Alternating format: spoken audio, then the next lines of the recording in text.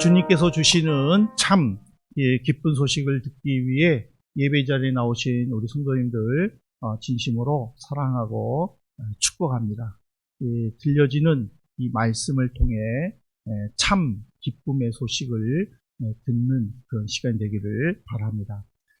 시칠리아의 왕 히에론이 자신이 쓴 이 왕관의 무게를 알기 위해 아르키메데스에게 숙제를 주죠. 아르키메데스는 여러 가지 국리 속에 그 왕관의 무게를 알아보기 위해 굉장히 애를 쓰던 어느 날 집에서 목욕을 하다가 그 무게를 재는 방법을 알아냈죠. 그래서 유레카 하고 큰 소리를 쳤다는 일화 우리 성도님들 아시죠? 무언가를 발견해서 그 깨달음을 얻거나 문제를 해결하는 그 기쁨을 한마디로 외친 이 알았다 또는 발견했다 뜻인 이 유레카.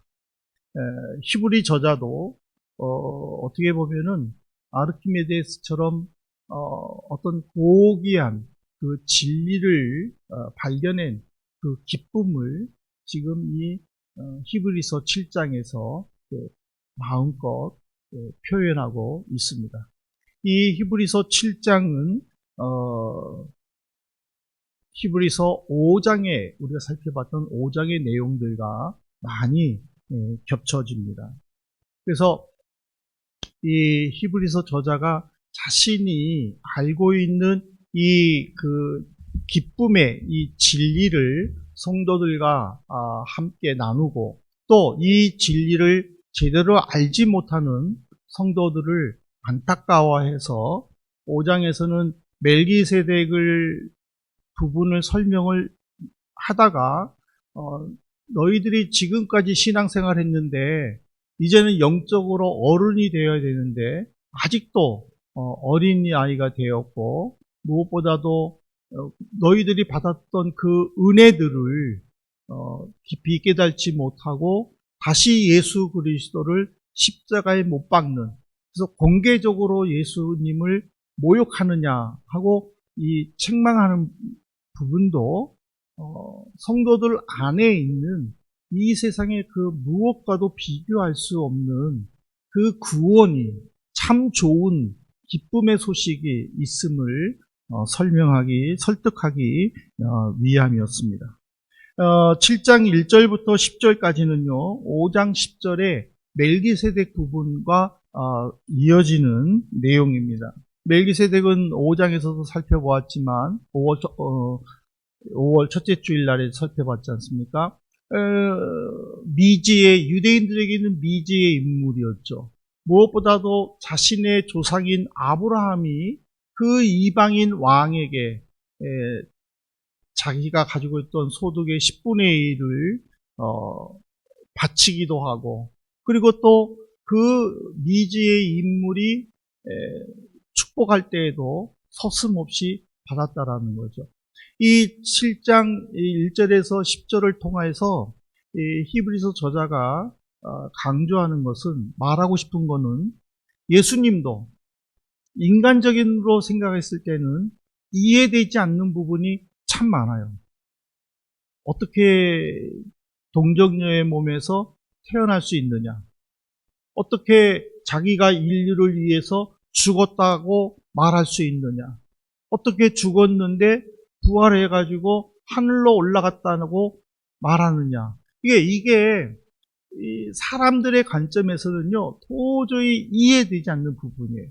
하지만 이 히브리서 기자는 인간적으로 이해되지 않는 부분이 있다 할지라도 누구든 그리스도의 은혜에, 그리스도의 축복을 받아야 할 대상이다라는 것을 지금 강조한 것입니다. 그리고 11절부터 21절은 5장 1절부터 4절에 나오는 대제사장에 대한 설명을 지금 이어가는 내용입니다. 이스라엘의 역사학자인 그 요세푸스의 기록에 보면은요, 하나님으로부터 대제사장으로 세움받은 아론부터 AD 70년까지 로마에 멸망당할 때까지 대제사장은 83명이 세워졌다고 기록되어 있습니다. 이렇게 많은 사람들이 아론의 후손이 대제사장으로 세워지는 것은 그들은 죽을 수밖에 없는 유한한 존재고, 그들이 하나님 앞에 아무리 제사를 드리고 그들이 하나님의 성전을 위해 봉사를 한다 할지라도 완벽하지 못했다. 하지만 예수 그리스도의 죽음으로 인하여 제사가 사라지게 되고 성전이 사라진 것은 오직 예수 그리스도 이외에는 죄 용서할 분이 없다라는 것을 가르쳐 주는 것입니다. 또한 오늘 읽었던 22절부터 28절은 히브리서 1장부터 저자가 계속 강조했던 예수 그리스도의 우월성에 대해서 본질을 지금 설명하고 있습니다. 예수님이 대제사장 직분을 받게 되는 근본적인 이유는 뭐냐? 바로 시편 110편 4절에 이미 여호와께서는 예언해 주셨다는 거죠. 여호와는 맹세하고 변하지 아니하시리라. 이르시기를 너는 멜기세덱의 서열을 따라 영원한 제사장이라 하셨도다. 이 그리스도의 대제사장 직분, 이거는 변함없는 하나님의 그 신실함이, 그래서 그 신실함 속에 맹세로 이루어졌다라는 것이죠. 그래서 저자는 이 부분을 보증이다라고 설명을 했어요. 이게 그 히브리어로는요, 보증인입니다. 보증은 보증인이에요. 그러니까 보증인이 뭐예요? 자신이 말하는 것에 대해 책임을 지고 그 한 말을 지킬 의무가 있는 사람이 보증인이에요. 근데 하나님은 변하지 않는 신실함으로 보증인의 자격으로 예수 그리스도를 대제사장으로 삼았다라는 거예요. 결국 그 하나님의 그 인도하심으로, 은혜로 예수 그리스도는 영원한 메시아로 인치심을 받았다라는 거예요. 그래서 예수 그리스도가 십자가에서 피 흘려 죽으실 때에 누구든 그 십자가에서 죽었다가 다시 살아나신 예수 그리스도를 믿는 사람은 죄의 용서함을 받고 하나님의 자녀가 될 수 있다라는 이 사실이 바로 보증, 그리고 헬라어로는 보증인이라는 사실. 그러니까 이거를 지금 히브리 저자가 지금 알고 있다라는 거예요. 그 알고 있었을 때의 그 기쁨은 아르키메데스가 목욕하다가 유레카 하는 거하고 똑같다라는 거예요. 그리고 이거는 단 1점으로 등급이 바뀌는 것을 안 학생이 밤새도록 공부했는데, 그리고 나서 아침에 시험 시간에 시험지를 받았는데 자기가 공부한 문제가 나왔을 때의 그 짜릿함. 우리 학생들도 많이 기억나시죠? 네? 여러분들 수능이라든지 뭐 중간고사라든지 저도 그런 게 있어요. 막 밤새도록 안 해온 거 막 머리 쥐어 뜯어가면서 애웠는데 그게 또 칼이 나. 얼마나 기뻤는지 몰라요. 저는요, 지금도 잊어버리지 않는 시험 문제가 하나 있어요. 예배 시간에 목사가 성도들에게 복을 선포하는 게 뭐예요? 예배 시간에 성도들에게 복을 선포하는 게 뭐예요? 축도예요. 축도. 그러니까 그 축도는요, 성도들에게 복을 선포하면서 예배가 맞춰지는 거예요. 근데 저는 축도라고 그러잖아요. 근데 이 축도의 풀네임이 뭔지 아세요? 모르시죠? 저는 이게 나와? 하고 공부했는데 그게 나와. 그때 그 짜릿함이라는 거는 뭐냐면 이게 나만 하니까 너무 좋네. 이거 이제 결론 부분에 얘기할 텐데, 축복 기도. 축복 기도를 우리는 보통 축도라고 얘기해요. 그렇지만 원래는 축복 기도라고 해요. 그래서 목사가 설교 단위에서 성도들에게 이 축도하는 거는요, 가장 엄숙한 거예요. 그리고 성도들은 그것을 아멘으로 받을 때에 정말 하나님께서 그 목사의 중보 기도를 통하여 그 성도들에게 임한다는 사실. 그래서 목사와 장로님과의 큰 차이는요, 딱 하나예요. 축도권. 네. 강도권과 축도권이에요. 강도권이라는 것은 설교할 수 있는 거고, 축도권이라는 것은 하나님의 이름으로 성도들에게 공식적으로 축복 기도해 줄 수 있는 그 권한이라는 거예요. 예, 근데 이렇게 막 그 단 한 문제로 이 당락이 결정된다라는 심정으로 공부했을 때 그 문제가 나왔다는 건요, 너무 짜릿한 거예요.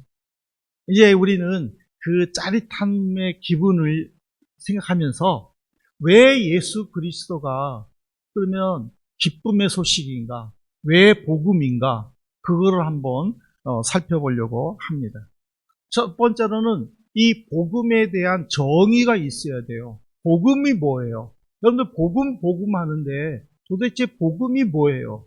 복음은 복복자의 소리음자예요. 이거 한자어예요, 복음은. 이것이 헬라어로는요, 유앙겔리온이에요. 근데 이것이 우리나라 말로 한글로 번역되면은 기쁜 소식이라는 거예요. 그러면 무엇이 복음이고 무엇이 기쁜 소식이냐라는 거예요. 그거는 예수 그리스도는 하나님께서 사람들에게 주시는 메시아이다라는 거예요.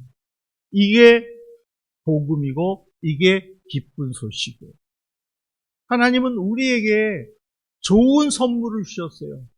이 세상에 무엇과도 비교할 수 없는 가장 귀한 거를 주셨어요.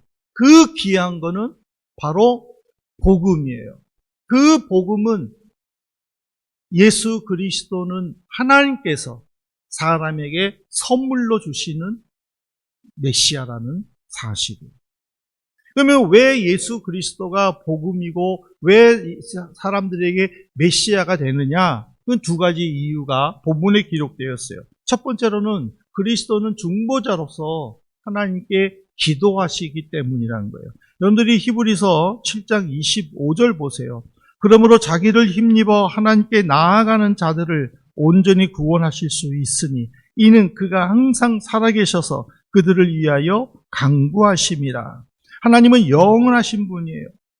자기를 통해서 하나님께 나아가는 자들을 위해 하나님께 기도하신다라는 내용이에요.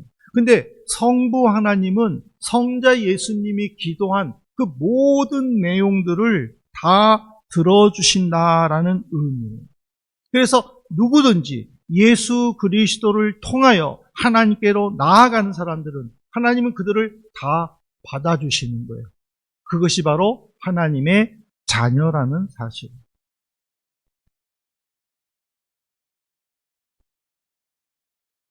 지금 히브리서 저자는 1장부터 계속 예수 그리스도의 우월성을 강조하고 있어요. 그것이 10장까지 이루어지는 거예요. 왜 예수 그리스도이어야 되느냐?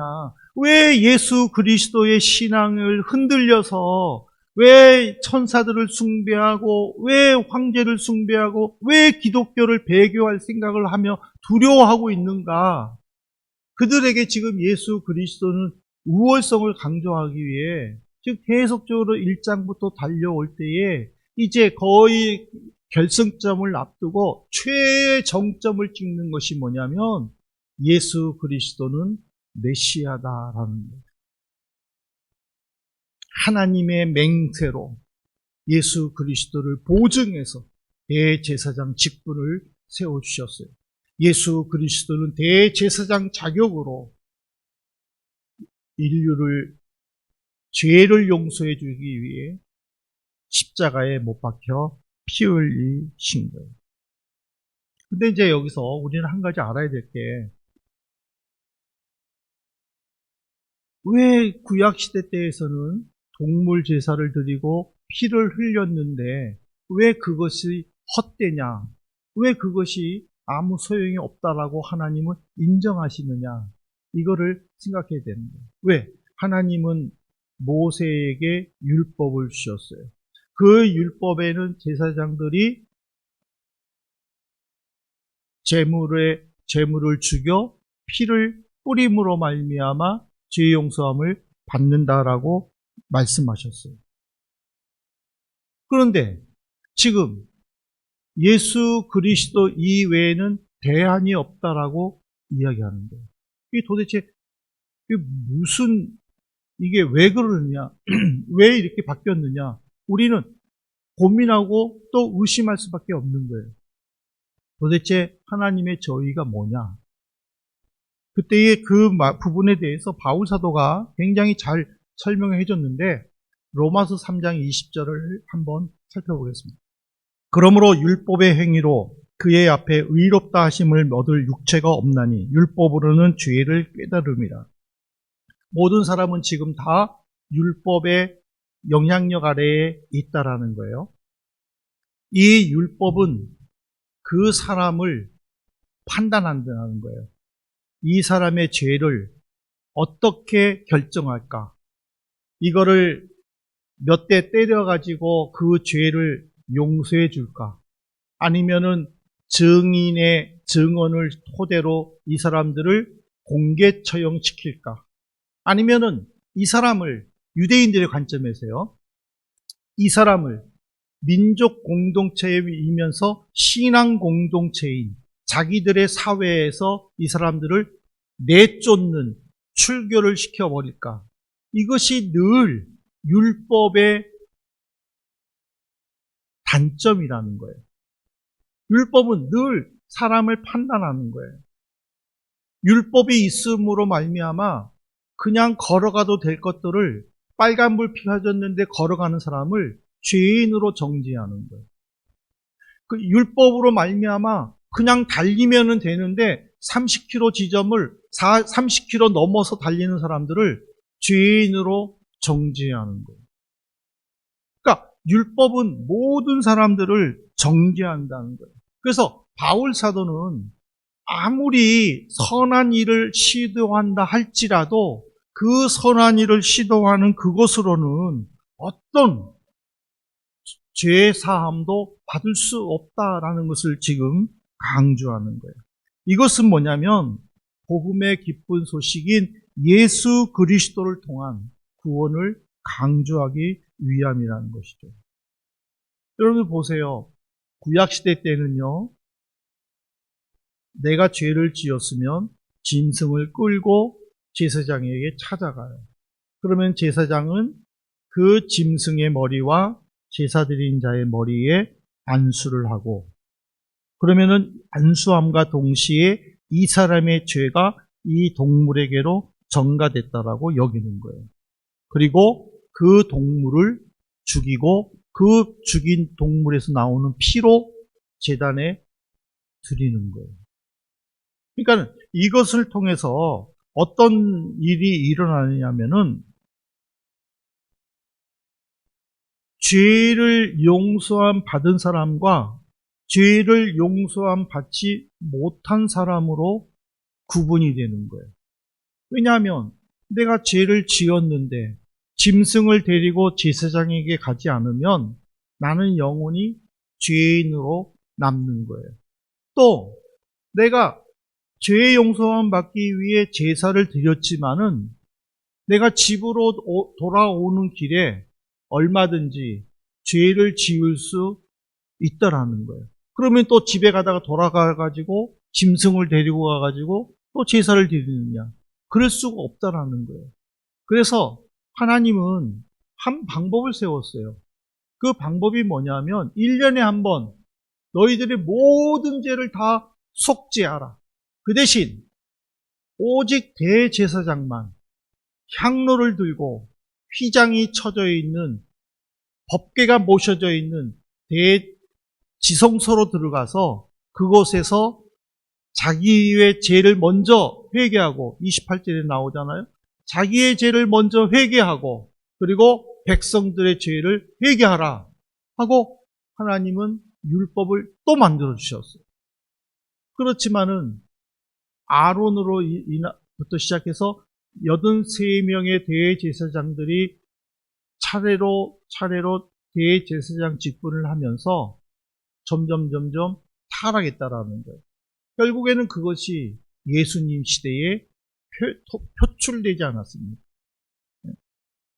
근데 이 성소는요, 굉장히 중요한 거예요.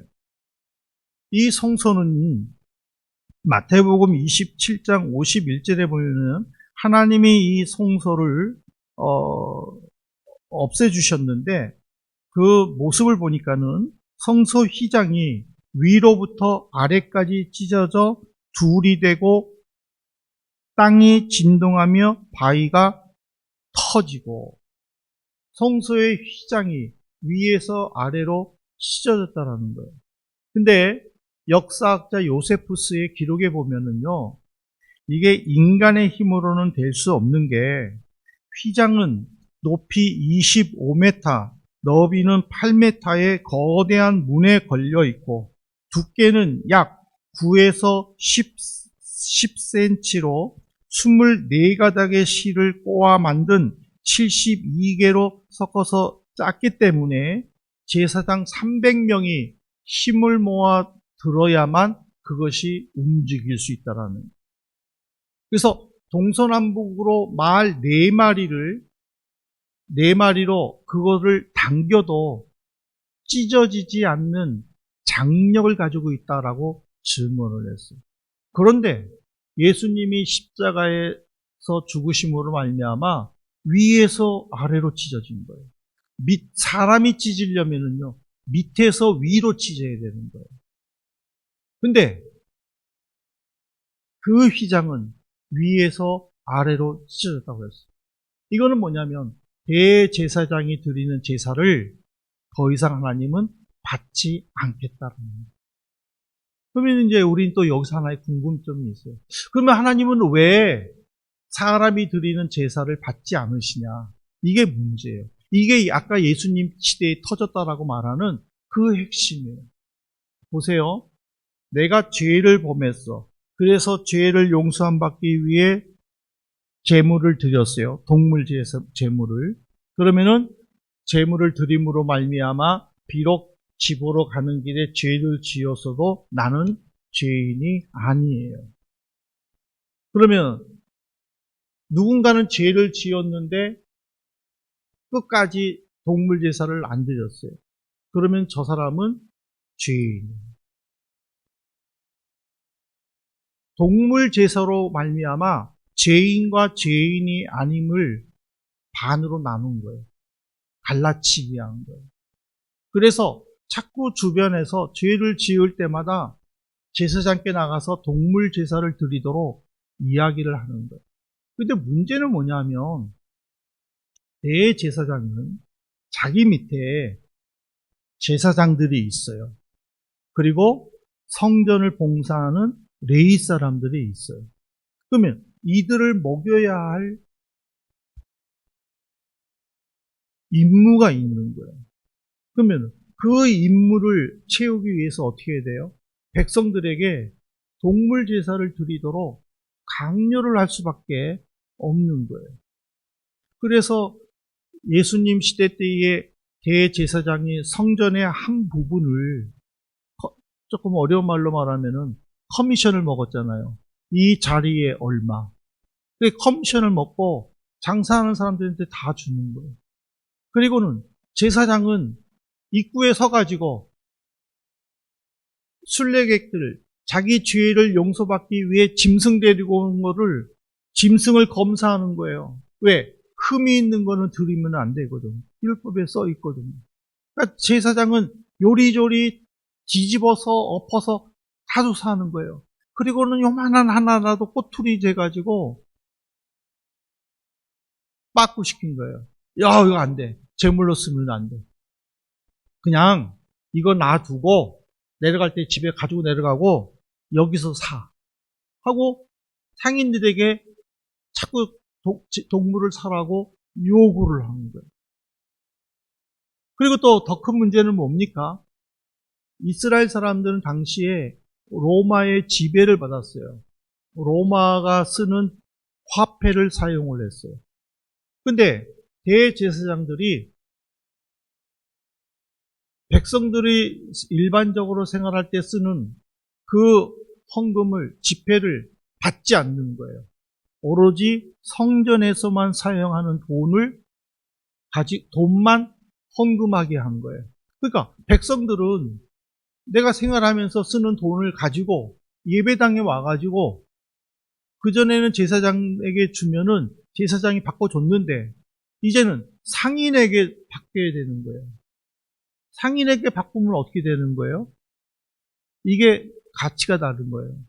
여러분들이 그러잖아요. 여러분들이 돈 받을 때 제일 기분 나쁜 게 뭐예요? 은행에서 커미션 떼어먹는 거 있잖아요. 여러분들은 지금 한국 카드 써서 전혀 모르시는 거예요. 네. 그냥 은행에서 커미션 떼는 거예요. 아니, 한국에서 보낼 때, 여기 와서 받으니까 또 떼. 얼마나 짜증나. 이게 이제 소위 말하는 환칙이 아닙니까? 그러니까 성도가 하나님께 헌금을 드리는데 대제사장은 그거를 법으로 만들어가지고 성전에서 쓰는 돈만 사용하도록 만들어 놓고 그거를 상인들에게 바꾸라고 하니까 이 상인들은 자기 이익을 위해서 성도들의 돈을 갈취하게 되는 거예요. 결국 상인이 갈취하는 게 아니라 누가 갈취하느냐면 대제사장이 그 돈을 갈취하는 거예요. 그러니까 이것 때문에 예수님은 화가 나신 거예요. 그래서 상을 뒤엎고 상인들을 내쫓고 새들을 다 날려보내고 화를 내신 것이 바로 인간의 제사로는 이런 악한 일만 나타난다는 것을 지금 보여주는 거예요. 그래서 하나님은 더 이상 나는 너희들이 드리는 제사를 받지 않겠다라는 의미로 이제는 대제사장의 제사가 필요 없다라는 의미로 휘장이 위에서 아래로 찢어졌다라는 사실이죠. 그래서 오늘 우리 기독교인들은 더 이상 짐승 제사를 드리지 않는 거예요. 그리고 예수 그리스도의 그 기도에 힘입어 우리가 하나님의 자녀가 됐다라는 사실이죠. 그 다음에 왜 예수가 메시아고 진정한 구원이냐? 히브리서 7장 28절에 보면 예수님만이 완벽하다는 것을 가르쳐줘요. 율법은 약점을 가진 사람들을 제사장으로 세웠거니와 율법 후에 하신 맹세의 말씀은 영원히 온전하게 되신 아들을 세우니라. 제사장은 약점을 가졌다라는 거예요. 욕심이 있고 시기와 질투가 있고 하나님을 위해 헌신했다 할지라도 그 첫사랑을 잃어버리는, 그래서 그 하나님께서 제사장들에게 주신 그 언약은 이제는 옛 언약이 되어버렸다라는 거예요. 그래서 하나님은 그 옛 언약을 없애버리고 새 언약인 예수 그리스도로 말미암아 구원을 이루어 주신다라는 거예요. 그 새 언약에 대해서는 8장에서 다룰 것입니다. 그래서 제가 이 옛 언약과 새 언약에 대해서는 제가 오늘 더 이상 말씀을 드리지 않는데, 이 옛 언약의 근거로 대제사장들이 동물의 피를 뿌리고 제사 드린 사람들의 죄가 용서받았다고 선포는 하지만은 그 동물 제사는 결국에는 한계가 있다라는 거예요. 유한하다라는 거예요. 왜? 내가 한 번 죄를 지어서 용서함 받았다고 다시는 죄를 안 짓나? 그것은 아니라는 것이죠. 그러면 그럴 때마다 동물들을 데리고 제사장에 가서 제사를 드려야 되나? 하나님은 그거를 기뻐하지 않는다라는 거죠. 오히려 한 번 예수 그리스도의 피로 죄의 용서함을 받고 구원받은 하나님의 자녀로 세우셨을 때에는 그들의 죄를 늘 용서해주고 그들을 사랑으로 안아주시고 그들을 말씀으로 격려해 주시고 그리고 그들을 그리스도로 회복시켜 주시고 용서해 주신다는 것을 가르쳐 주시는 것이죠. 그래서 오늘 우리는 이 히브리서 7장을 묵상하면서요, 우리 스스로를 한번 생각해 봐야 돼요. 나는 착실하게 신앙생활하면서 그동안 의지해온 예수님에 대한 확신을 가지고 있는지, 예수님만이 이 시대의 진정한 복된 소식이고 기쁜 소식임을 받아들이는지, 예수님 이외에 대안이 있다라는 것을 우리는 거부해야 돼요. 예수님 외에는 대안이 없다라는 사실이에요. 자, 아까 제가 얘기했죠. 남들이 모르는 것, 나만 알았었을 때의 그 짜릿함, 그것을 자랑하고 싶은 이 진리도 마찬가지라는 거예요. 우리가 이 히브리서를 통해서 남들이 알지 못하는 그 예수 그리스도의 진정한 메시아이심을 우리가 먼저 깨달아야 된다는 것이죠. 여기에 대해 우리가 더 이상 흔들려서는 안 된다는 거죠. 히브리서 저자가 왜 기독교 유대인 성도들을 안타까워하고 그들을 설명하고 그들을 설득하려고 히브리서를 지었습니까? 바로 예수 그리스도가 진정한 메시아고 그것보다 더 좋은 소식이 없고 예수만이 구원이 있다는 것을 그가 알았고, 그래서 그것을 힘들어하고 그리고 또 괴로워하고 낙심하는 그들을 지금 다시 한번 회복시키려고, 그들을 이해시키려고 지은 것이 히브리서라는 거예요. 그렇다면 우리도 이 히브리서를 통해서 우리가 분명히 깨달아야 될 것은 예수님밖에는 없다라는 것을 여러분들 스스로가 깨달아 가셔야 된다는 거예요. 제가 히브리서를 매일 한 장씩 정독합시다라고 얘기하시잖아요. 그 정독합시다는요, 정독을 통해서 내가 깨달을 수 있다는 거예요. 내가 발견할 수 있다는 거예요. 그 예수를 나도 이제 히브리서 저자처럼 힘들고 하는 사람, 정말로 고민에 빠진 사람, 내가 예수를 믿어야 될 것인지 말아야 될 것인지 고민하는 사람, 그 사람들에게 예수를 전파해야 한다는 거예요. 히브리서 저자는 예수 안 믿는 사람을 상대로 쓴 거 아닙니다. 이게 참 중요해요. 예수 믿는 사람, 그런데 그 믿는 사람 중에서 지쳐있는 사람, 힘들어하는 사람, 정말 예수님이 살아있을까? 정말 예수님이 메시아인가? 고민하는 사람, 의심스러워하는 사람, 그 사람들에게 히브리서를 쓴 거예요.